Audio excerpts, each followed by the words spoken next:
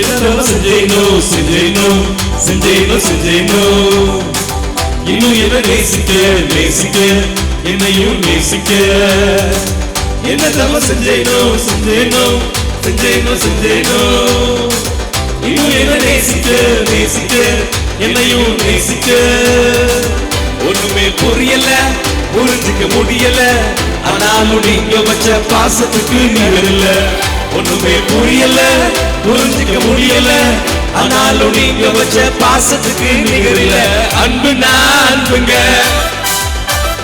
Agape அன்புங்க, லவ்னா லவ்ங்க, amazing லவ்ங்க. அன்புனா அன்புங்க, agape அன்புங்க, லவ்னா லவ்ங்க, amazing லவ்ங்க.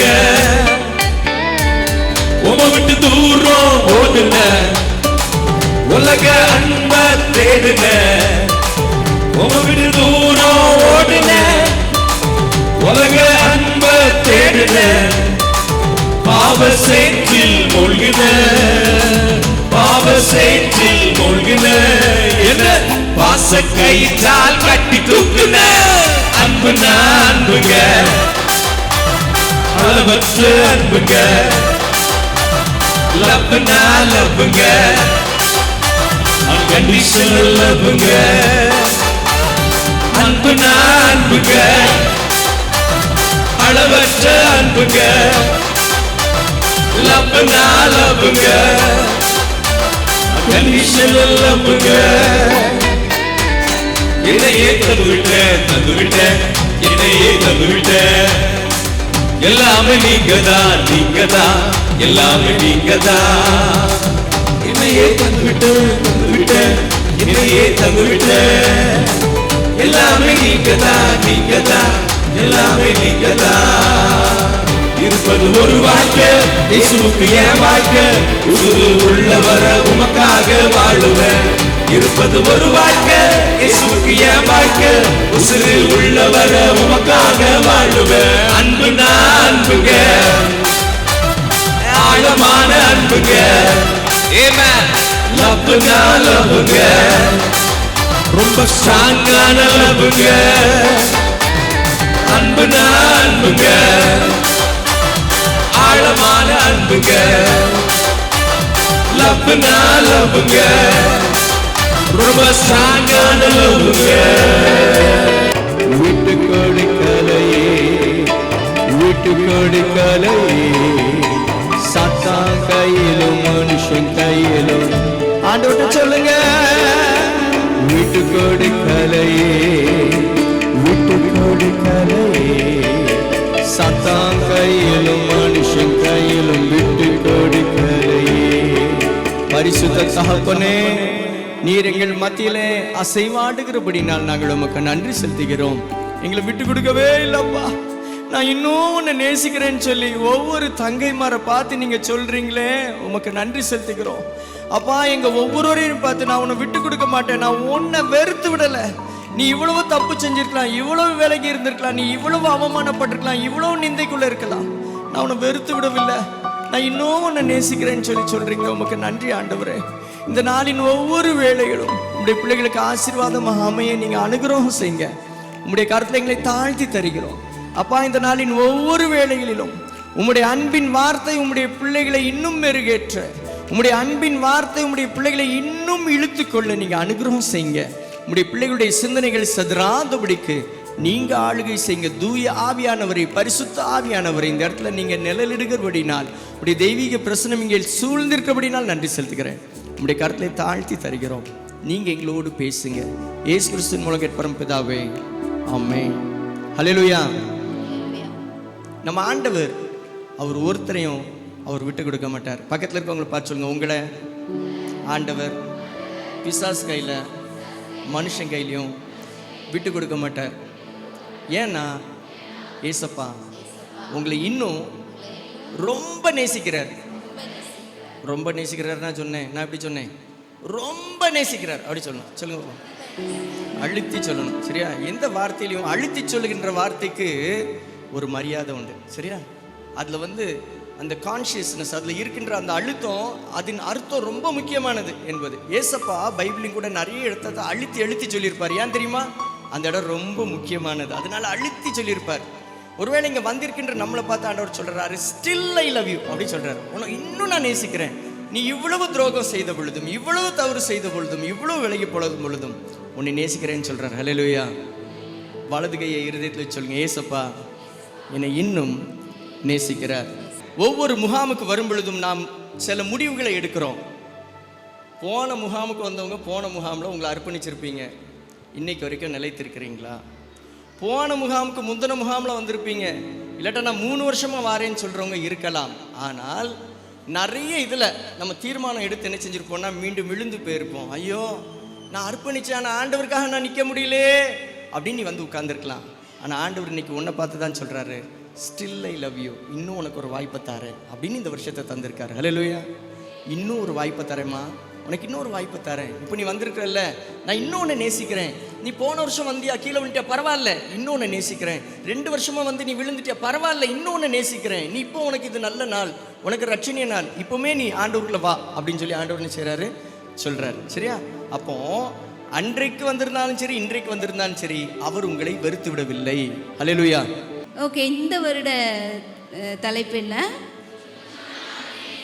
இன்னும் நான் உன்னை நேசிக்கிறேன், ஸ்டில் ஐ லவ் யூ. சரி, இதை யார் சொன்னா அப்படின்னு தெரியுமா? யார் சொன்னா? ஏசப்பா சொன்னாங்களா? ஏசப்பா. அந்த ஏசப்பா யாரு? யாரு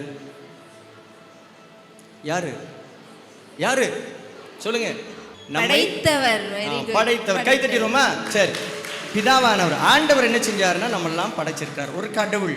அவர் எப்படிப்பட்ட கடவுள்னு பார்த்தீங்கன்னா நம்ம சிந்தைக்கும் அப்பாற்பட்ட ஒரு பெரிய கடவுள். வானத்தையும் பூமியும் படைத்திருந்தாருன்னா அவர் எவ்வளோ பெரிய கடவுளாக இருப்பாரு. அப்படி ஒரு அப்பாற்பட்ட நம்மளெல்லாம் படைச்ச ஒரு இறைவன். அவர் எங்கும் நிறைந்தவர், எல்லாம் அறிந்தவர், எல்லாம் வல்லவர். அவ்வளோ பெரிய கடவுள் நம்மளை பார்த்து சொல்கிறாரு, ஸ்டில் ஐ லவ் யூ அப்படின்னு. எவ்வளோ சந்தோஷம் இல்லை? அவர் நம்ம கூட இருந்து நம்மளை லவ் பண்ணார்னா எவ்வளோ சந்தோஷம் அப்படிங்கிறது. சாதாரணமாக அப்பா அம்மா ஐ லவ் யூன்னு சொன்னாலே தாங்க மாட்டேங்குது இல்லை? ரொம்ப சந்தோஷமாக இருக்குது. யாராவது ஃப்ரெண்ட்ஸ் ஒன்று பார்த்து ஐ லவ் யூ அப்படின்னு சொன்னால், ஏப்பா என் ஃப்ரெண்டு என்னை பார்த்து என்ன செஞ்சுட்டா, ரொம்ப நேசிக்கிறேன்னு சொல்லிட்டாலே அப்படின்னு நம்ம என்ன செய்கிறோம், நினைக்கிறோம். ஆனால் இந்த உலகத்தையே படைத்த ஒரு அண்ட சராசரங்களை படைத்த ஒரு பெரிய ஆண்டவர் நம்மளை பார்த்து என்ன சொல்கிறாரு, ஐ லவ் யூன்னு சொல்கிறாரு. பக்கத்தில் இருக்கவங்களை பார்த்து சொல்லுங்க, அந்த பெரிய ஆண்டவர் உன்னையும் என்னையும் பார்த்து நான் இன்னும் உன்னை நேசிக்கிறேன் என்று சொல்லுகிறார். சரி, அவர் ஏன் நம்மளை பார்த்து சொல்லணும்? என்ன ரீசன்? எதுக்காக அவர் நம்மளை ஏன் சொன்னாரு? நம்ம அவருடைய பிள்ளைங்கன்னா. சரி, இன்னொன்னு நான் சொல்றேன். பிள்ளைங்கன்னு எப்படி கண்டுபிடிக்க முடியும்? இவங்க சும்மா நான் சொல்றாங்க, நம்பிடுறாங்க. பிள்ளைங்கன்னு எப்படி சொல்ல முடியும்? நீ அவருடைய பிள்ளையா? அது எப்படி? அவர்தான் உருவாக்குனாரு. சரி, எப்படி உருவாக்குனாரு? அவருடைய சாயலா? என் பையனை பார்த்து ஸ்கூல்ல நாங்க காலேஜ் படிக்க போய் சொல்லுவாங்க, இவன் இல்லை இவன் அண்ணன், சரியா? பார்த்து சொல்லுவாங்க, இவன் மூக்கு அவங்க அப்பா மாதிரி இருக்குப்பா, இவன் ஹேர் ஸ்டைல் அவங்க அப்பா மாதிரி இருக்குன்னு சொல்லுவாங்க, சரியா? என்ன அப்படின்னா தகப்பனுடைய சாயல் பிள்ளைட்டு என்ன செய்யுது, தெரியுது. அப்போ அந்த ஆண்டோடைய சாயல் யாரில் தெரியணும்? உங்களிலே, நம்மிலே தெரியணும். பக்கத்தில் இருக்கவங்களை பார்த்து சொல்லுங்க, உங்களிலே ஆண்டவருடைய சாயல் வெளிப்பட வேண்டும். அப்படிப்பட்ட அதுக்காக அவர் சொல்றாருன்னா, இந்த உலகத்தில் தேவையில்லாத லவ் இருக்குது. இந்த உலகத்தில் இப்படி நம்ம நடந்து போயிட்டு இருக்க எத்தாப்புல வர்ற எல்லாரும் ஐ லவ் யூ சொன்னால் ஏற்றுக்கிடுவீங்களா? இப்பவும் குற்றால குளிக்க போயிட்டுலாம் வந்துட்டு இருக்காங்க, திரும்பி பார்க்க மாட்டாங்களா எங்கள் தங்கச்சி மாதிரி? அப்படியே அழகா இங்கே வந்துடுவாங்க, தெரியுமா? சைடில் எங்கேயும் திரும்பி பார்க்க மாட்டாங்க. கரெக்ட் தானே? அதுலாம் சொல்லுங்க. ஏன்னா எங்கள் பிள்ளைங்களுக்கு தெரியும், சில அன்பு என்ன செய்யும், தேவையில்லாத அன்பு முதல்ல அடிமையாக்கும், அடுத்து அனாதையாக்கும், அடுத்து பைத்தியமாக்கும். ஆமாவா இல்லையா? அது தெரியாமல் நம்ம பிள்ளைங்களாம் அந்த அன்பு தான் அழகு அப்படின்னு நினச்சிட்டு இருப்பாங்க. ஆனால் உண்மையான அன்பு ஏசப்பா கிட்ட தான் இருக்குது. இப்போ நம்ம ஸ்கிட்டில் பார்த்தோம், அந்த அன்பு எல்லாத்தையும் கொடுக்க மாதிரி இருந்துச்சு, ஆனால் கடைசி உயிரையே தாணுச்சு. ஆனால் நம்ம ஏசப்பா அந்த அன்பை கொடுத்து நித்திய ஜீவனை தருவாங்க. அதுக்காக நம்மளை சரியான வழியில் நடத்துகிறதுக்காக நம்மளை நேசித்து, எப்படியாவது என் பிள்ளை என் கூட வந்துட மாட்டாளா அப்படின்னு சொல்லி நம்மளை நேசித்து நம்ம பக்கம் இழுத்து நம்மளை நித்திய ஜீவனுக்கு நடத்துறதுக்கு நம்ம வழியை ரெடியாக்குறாங்க. சரியா? இந்த ஸ்டில் ஐ லவ் யூ அப்படின்னு சொல்ற ஆண்டவரை பார்த்து நம்ம ஒன்று சொல்லணும்ல, என்ன சொல்ல, நானும் உங்களை நேசிக்கிறேன்னு சொல்லணும்ல. சொல்லாமா? பக்கத்தில் இருக்கவங்களை பார்த்து சொல்லுங்க, நீங்களும் ஏசப்பாவை நேசிங்க. உம்மையே நான் நேசிப்பேன், உம்மையே நான் நேசிப்பேன், உம்மையே நான் நேசிப்பேன், நான் பின் திரும்பேனே உம் சந்நிதியில் முழங்காலில் நின்று உம் பாதையில் நான் நடந்திட்டான், இன்னும் துன்பமே வந்தாலும் நான் பின் திரும்பேனே உம் சந்நிதியில் முழங்காலில் நின்று உம் பாதையில் நான் நடந்திட்டான், இன்னல் துன்பமே வந்தாலும்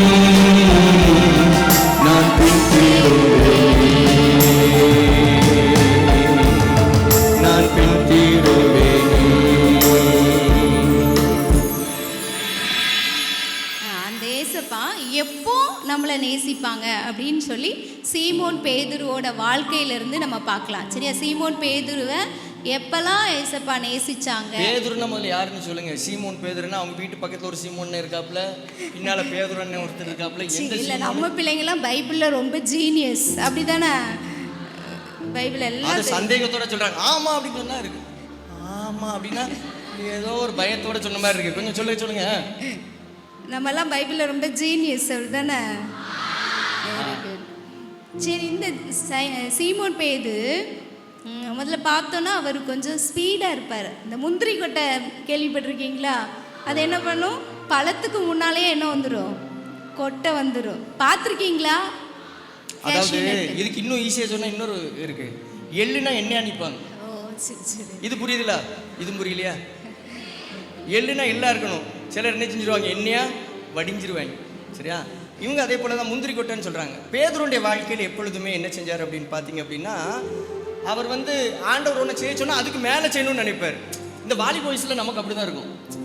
எங்கள் தங்கச்சி மாதிரிலாம் அப்படி தான்.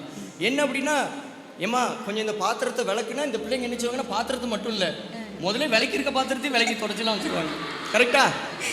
கேட்டு பாருங்க, வீட்டில் அப்படி வேலைலாம் தடவுன்னு, ஏம்மா இந்த முத்தத்தை மட்டும் தூத்துரு அப்படின்னா அது மட்டும் இல்லை, கிச்சனை ரூம் எல்லாம் அப்படி எப்பா தூக்க தான் சொல்லியிருப்பாங்க, மாவுலாம் போட்டு தொடச்சி அழகாக வச்சுருவாங்க. சொல்லுங்க. இங்கே பார்த்தோன்னா மத்தேயு 14 அதிகாரத்தில் இந்த ஏசப்பா கடல் மேலே நடந்து வருவாங்க. அப்போ பேதுரு சொல்லுவாப்புல, ஆண்டவரே நீரே ஆனால் நானும் கடல் மேல் நடக்க உதவி செய்யும்னு கேட்பாரு. மற்ற சிஷ்யர்கள் சொன்னாங்களா? இல்லை, அப்படிதானே? அப்போ சீமோன் பேதுருக்கு மட்டும் கொஞ்சம் துடுன்னு இருந்தார், அப்படி தானே? அது என்ன சொல்லலாம், உங்களே நிறைய பேர் அந்த ஜீன் இருக்கும்.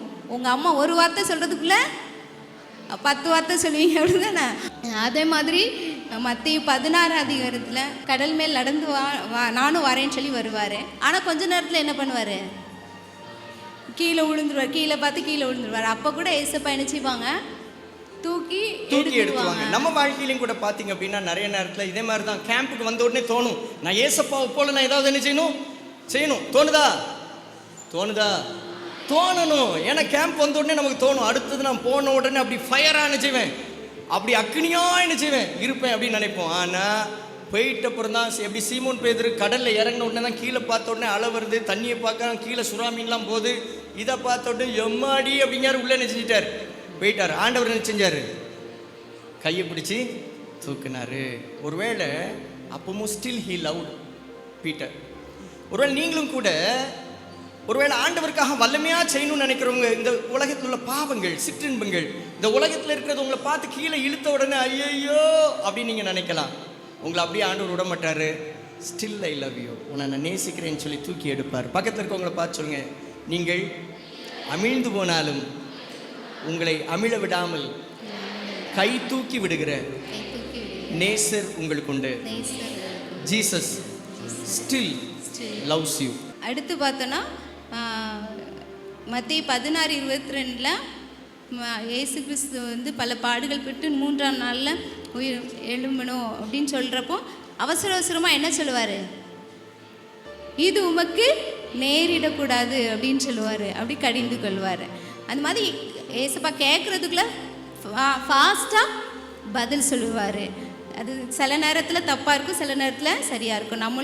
நம்ம ஆன்சர் பண்ணும்போது கொஞ்சம் கவனித்து பொறுமையாக ஆன்சர் பண்ணுச்சுன்னு. அடுத்து பார்த்தோன்னா இவர் ஒரு தீவிரவாதி. பேதுரு தீவிரவாதியா? அவர் ரொம்ப நல்ல மனுஷன் தானே? இல்லை ஏசப்பா சீஷர் இருப்பார், அவர் எப்படி தீவிரவாதியா இருப்பார்? கொஞ்சம் சொல்லுங்க. அவர் வந்து சீஷர் ஆகுறதுக்கு முன்னால் அவர் தீவிரவாதியாக தான் இருந்தார். அது நம்ம முன்னால இல்லை அவர் ஏசப்பா கூட இருக்கும்போது ஒரு வாட்டி அவரோட ஜென்ம சுபாவம் அப்பப்போ வெளியே வரும். எப்படி வரும்? அவர் மல்குஸின் காதை வெட்டிடுவார். எப்பயும் ஒரு கத்தி அவர் வந்து எப்பவும் கத்தி வச்சுட்டே அலைஞ்சிருக்காரு. சரியா? பேதுரு வந்து ஒரு ஜெலட் அப்படின்னா என்ன அப்படின்னு பார்த்தீங்கன்னா போராளி. அவருக்குன்னு சண்டை போடுறவரா இல்லை. நம்மளாம் எதுக்கு சண்டை போடுறோம்? எனக்கு சுடிதார் வாங்கி தர மாட்டேங்கிங்கன்னு சண்டை போடுவோம், கம்மல் ஜிமிக்கி வாங்கி தரலன்னு சண்டை போடுவீங்க, அப்படி தானே? நம்ம பிள்ளைங்களாம் நல்ல பிள்ளைங்க, அப்படிலாம் போட மாட்டாங்க. ஆனால் பேதுரு எப்படி போட்டார் தெரியுமா? அவருடைய ஜனம் அவமானப்படுத்தப்படும் பொழுது, துரத்தப்படும் பொழுது, அவங்க நசுக்கப்படும் பொழுது, ஏன் மக்களை இப்படி கஷ்டப்படுத்துறாங்களே, இவனுக்கு நியாயம் கிடைக்க மாட்டேங்க, அதனால இந்த மக்களுக்கு நியாயம் கிடைக்கணும்னு போராடுறவங்க பேர் தான் என்னது? ஜெலட். சரியா? ஜெலட் என்று சொல்லப்படுகிற அந்த போராளிகள் யார் அப்படின்னு பார்த்தீங்க அப்படின்னா, சிறுமைப்பட்டவங்க, ஒடிஞ்சு இருக்கிறவங்க, அவங்களுக்கு சமுதாயத்தில் அவங்களுக்கு ஒரு மேலே வரணுங்கிறதுக்காக போராடுகின்ற ஒரு நபர் தான் யாரு? சொல்லுங்க, என்ன பேர் சொன்னேன்?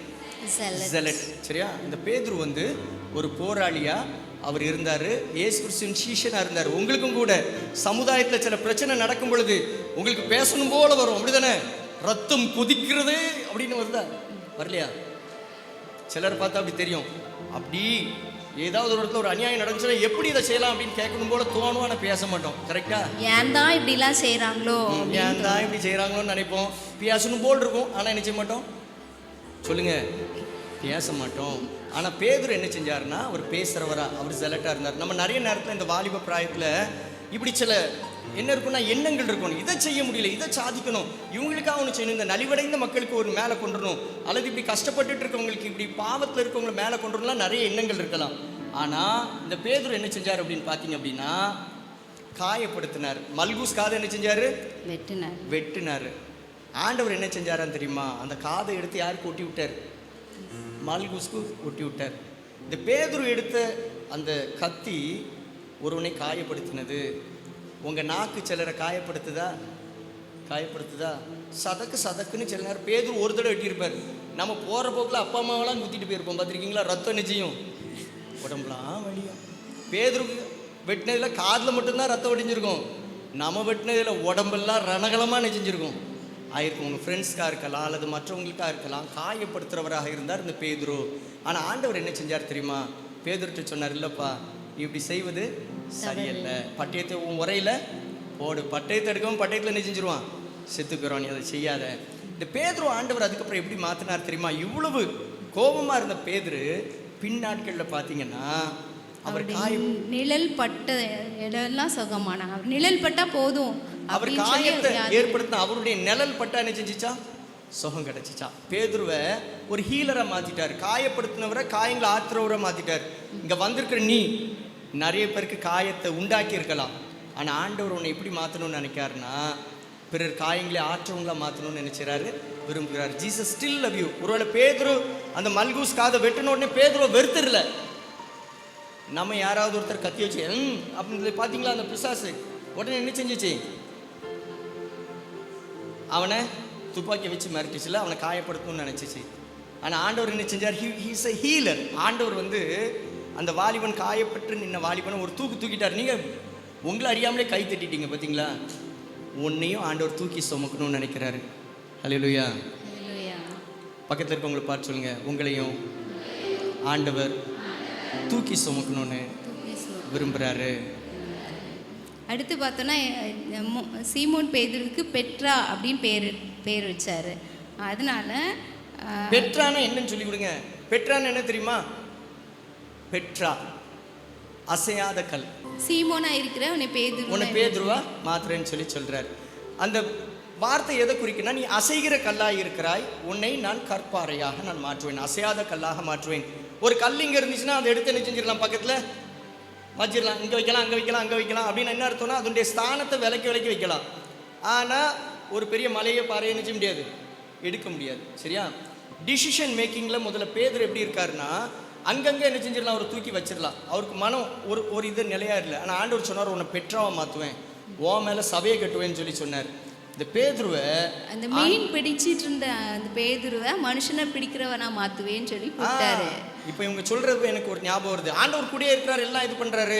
ஆனால் இயேசு கிறிஸ்து மரித்த பின்பு இவர் என்ன செஞ்சிடறாருன்னா, சீஷர்கள்லாம் கூப்பிட்டுட்டு வாங்க வாங்க நம்ம எங்கே போவோம், மீன் பிடிக்க போவோம் அப்படின்னு மீன் பிடிக்க என்ன செஞ்சிட்டாரு. இல்லை, இவர் மனம் கசந்து அழுது நிறைய சிஷ்யர்களுக்கு தெரியாது. அதனால இவர் ரொம்ப டீஸ் பண்ணாங்க. நல்லா கவனிச்சுக்கோங்க, நீ உன் பெட்ரூம்ல உன் பாத்ரூம்ல நீ இருக்கிற இடத்துல மனம் கசந்து அழுவது வேற யாருக்கும் என்ன செய்யாது, தெரியாது. இந்த முகாமிலே நீ வந்து மனம் கசந்து அழுவதும் மற்றவர்களுக்கு தெரியாமல் இருக்கலாம், உன்னை டீஸ் பண்ணலாம். ஒருவேளை பேதுரு ஆண்டவரை மறுதளிச்சதுனால பேதுருவை சீஷர்கள் எல்லாரும் கிண்டல் பண்ணாங்க, நீ அன்னைக்கு அவரை மறுதளிச்சதுதானப்பா அப்படின்னு சொல்லிட்டு இருந்தாங்க. ஆனால் அவன் மனம் கசந்து அழுந்தது யாருக்கும் என்ன செய்யாது. நீ செய்த பாவம் இந்த உலகத்தின் கண்களுக்கு முன்பாக இருக்கலாம், ஆனால் நீ மனம் கசந்து அழுவது அந்த இயேசுவுக்கு தெரியும். பக்கத்தில் இருக்கவங்களை பார்த்து சொல்லுங்க, நீங்கள் அழுதது இயேசப்பாக்கு தெரியும், மற்றவங்களுக்கு தெரியாமல் இருக்கலாம், அவருக்கு தெரியும். என்னை விட்டு கொடுக்காதவர், என்னை நடத்துகின்றவர், என்னை பாதுகாப்பவர் என் தெய்வம் நீரே.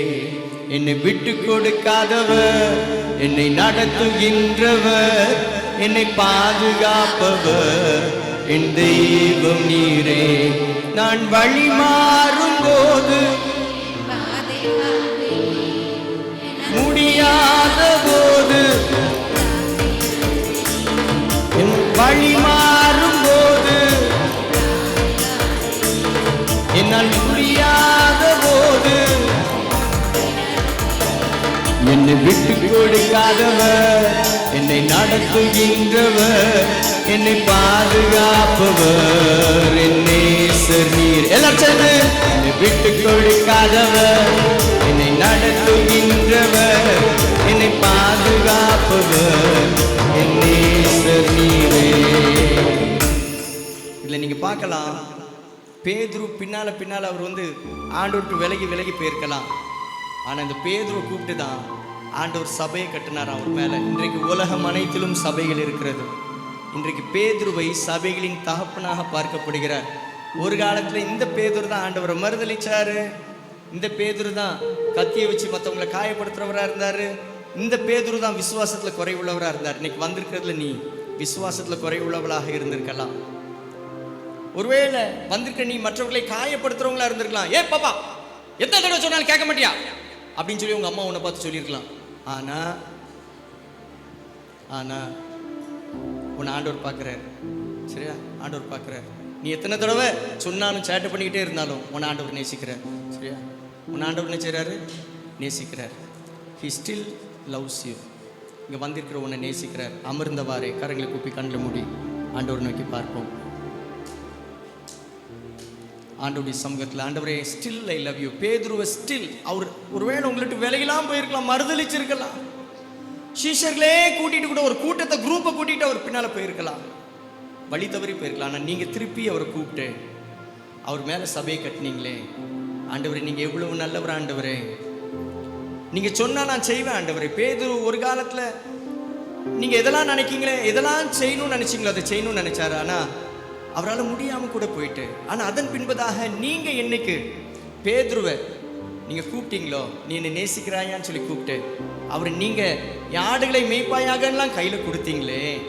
ஆண்டவரே சபையை நான் உன்னை கொண்டு சபையை கட்டுவேன்னு சொன்ன ஆண்டவர், அவர் மேல சபையை கட்டினீங்களே. என்னை கொண்டு ஒரு திட்டம் வைத்திருக்கிறீங்க, என் மேல நீங்க வச்சிருக்கிற திட்டத்தை நிறைவேற்றித்தாங்கன்னு சொல்லி ஜோமன்க கரங்களை கூப்பி கண்களை மூடி ஆண்டவர் நோக்கி பாரு. நீர் சொன்னால் போதும் செய்வேன், நீர் காட்டும் வழியில் நடப்பேன், உம் பாதம் ஒன்றே பிடிப்பேன் என் அன்பு இயேசுவே. நீர் சொன்னால் போதும் செய்வேன், நீர் காட்டும் வழியில் நடப்பேன், உம் பாதம் ஒன்றே பிடிப்பேன் என் அன்பு இயேசுவே. ஆராதனை இயேசுவுக்கே, ஆராதனை இயேசுவுக்கே. எல்லாரும்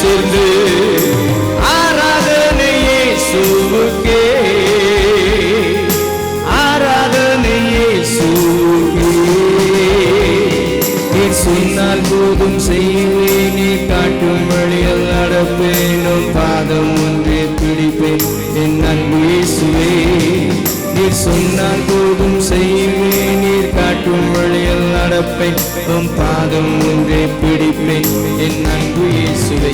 நீ உங்க அம்மாவை காயப்படுத்திட்டு தான் இங்க வந்திருக்க, உங்க அப்பாவை காயப்படுத்திட்டு வந்திருக்க, உன் டீச்சர்ஸை காயப்படுத்திட்டு வந்திருக்க, உன் சிநேகிதர்களை காயப்படுத்திட்டு வந்திருக்கிற. உன்னை பார்த்து தான் சொல்றாரு, நீ இதுக்கு முன்னால காயத்தை நீ உண்டாக்கி இருக்கலாம் மகளே, ஆனா உன்னை நான் இன்னும் நேசிக்கிறேன். உன்னை காயங்களை ஆற்றுகிறவளா நான் மாத்துவேன், இந்த பேதுருவை போல மாத்துவேன்.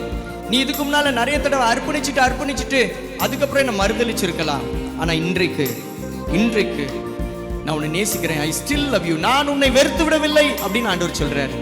பேதுரு ஆண்டவர் நேசித்தாரு, அவரை கொண்டு சபையை கட்டினாரு. உன்னை கொண்டு உன் குடும்பத்தை கட்டுவார், உன்னை கொண்டு உன் சமுதாயத்தை கட்டுவார், உன்னை கொண்டு உன் கல்லூரியை கட்டுவார். எந்த பள்ளிக்கூடத்துல நீ தலை குனிஞ்சு நீ அவமானப்பட்டியோ, நீ செய்த பாவம் உனக்கு முன்னால வந்து நின்று எல்லாரும் நிந்தித்தாங்களோ, அதே இடத்துல உன் தலையில சிரசுல கிரீடம் பூக்க வைப்பார். நீ அவரால் மறக்கப்படுவதில்லை, அவர் உன்னை வெறுத்து விடவில்லை. He still loves you. எல்லாரும் பார்ப்பாங்க, உண்மையிலே இந்த மகளோட ஆண்டவர் இருக்கிறாருன்னு சொல்லுவாங்க. மகளே, நீ ஒருவேளை உடைந்து போய் இந்த இடத்துல வந்துருக்கலாம், கண்ணீரோட இந்த இடத்துல வந்திருக்கலாம். He still loves you. ஆண்டவர் உன்னை நேசிக்கிறாரு. இந்த முகாமில் ஒவ்வொரு நேரமும் ஒவ்வொரு செகண்டும் ஆண்டவர் உன்னை இடைவிடுவார். நீங்க வந்தது நீயா வரல, ஆண்டவர் உன்னை கூட்டிட்டு வந்திருக்கிறார். நீ ஒருவேளை இந்த இடத்துல வந்திருக்கிறது, நீ ஒருவேளை குற்றாலத்துல அழகா குளிக்கலாம், குளிர்ச்சியா இருக்கலாம் வந்திருக்கலாம், ஆனா ஆண்டவர் உன்னோட உலாவணும்னு நினைக்கிறார், உங்களோட உலாவுனாரு. நீ அதை மறந்துடாத. நீ இந்த இடத்துல வந்திருக்கிறதுக்கு ஒரு திட்டம் உண்டு. ஆண்டவர் உன் மேல ஒரு நோக்கத்தை வச்சிருக்கிறார். அவர் சொன்னதை செய்யும் அளவும் கைவிடுகிறவரே இல்லை.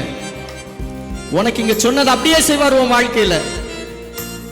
எல்லாரும் கண்ணை மூடுவோம், யாரும் வேடிக்கை பார்க்க கூடாது. தங்கச்சி, ஆண்டவர் உன்கிட்ட தான் பேசணும்னு விரும்புறாரு, உன்னை தேர்ந்தெடுத்திருக்கிறாரு, உன்னை கூட்டிட்டு வந்திருக்கிறார். நான் இன்னும் உன்னை நேசிக்கிறேன்னு he personally speaks to you. அடுத்தவங்களுக்கு இல்ல, உன்னை பார்த்து தான் பேசுறாரு. உன் வாழ்க்கை அவருக்கு முக்கியம். பேதுரு என்கின்ற அந்த தனிப்பட்ட மனிதன் ஆண்டவரை விட்டு பிரிந்து போயிருந்தாலும் அவர் ஆண்டவருக்கு ரொம்ப முக்கியம். he was precious in his sight. இன்னைக்கு நீ you are the precious.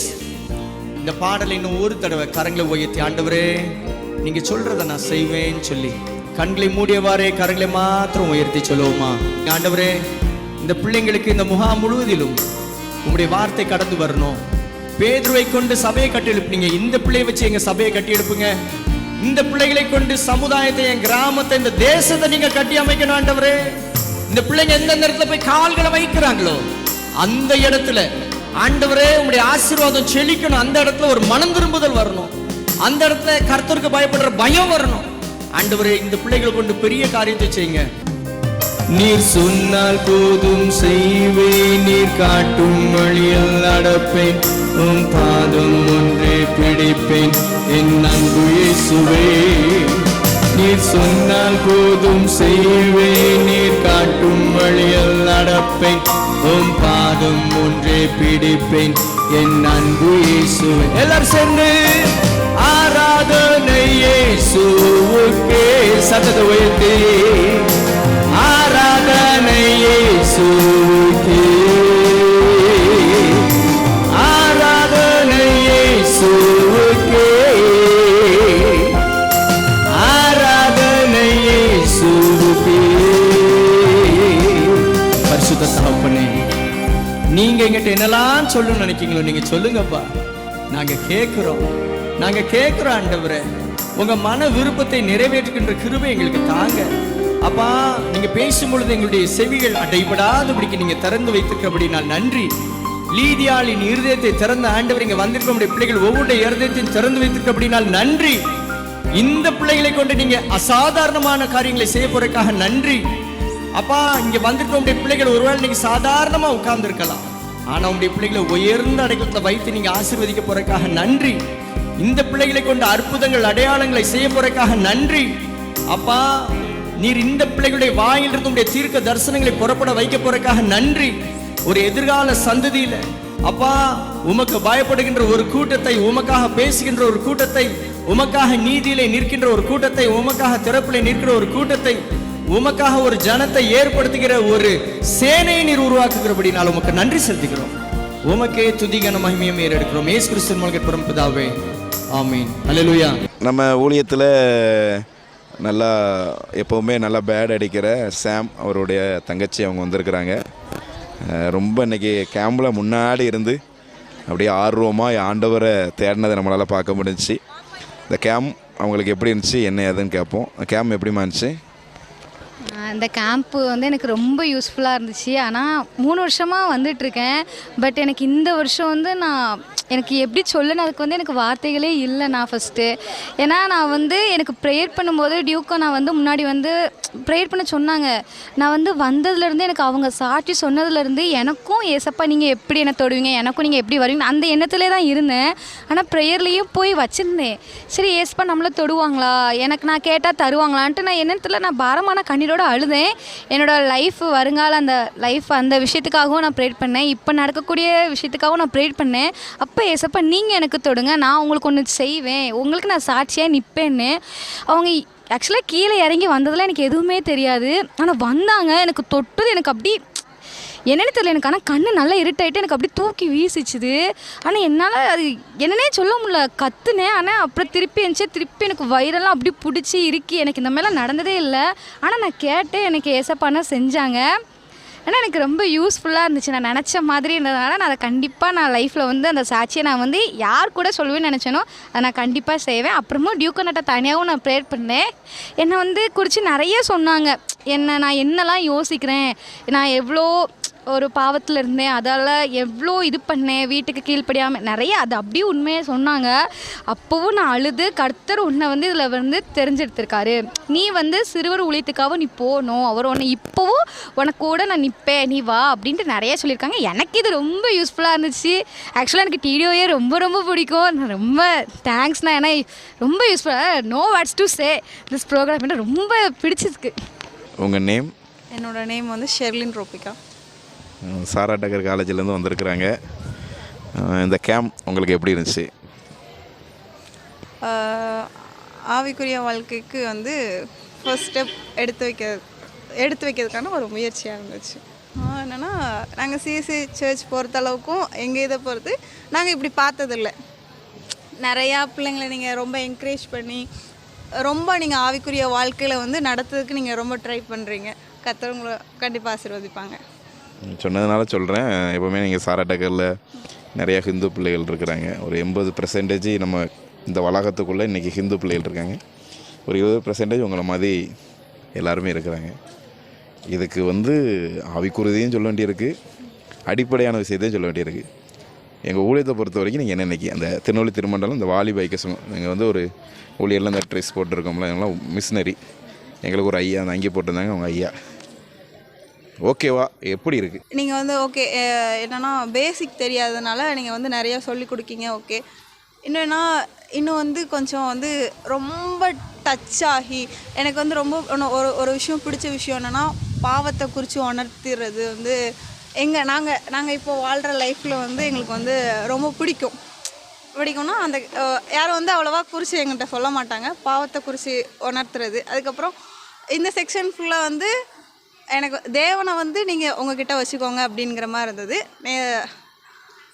வந்து ஓகே, ஆனால் நெக்ஸ்ட் டைம் வந்து எதிர்பார்க்குறேன். எனக்கு வந்து பாவத்தை குறித்து நிறைய பேர் வந்து உங்களுக்கே தெரியும், நாங்கள் இந்த வாலிபல் வாழ்க்கையில் வந்து நிறையா விஷயத்தில் அடிக்ட் ஆகி விழுந்து போயிருக்கோம்.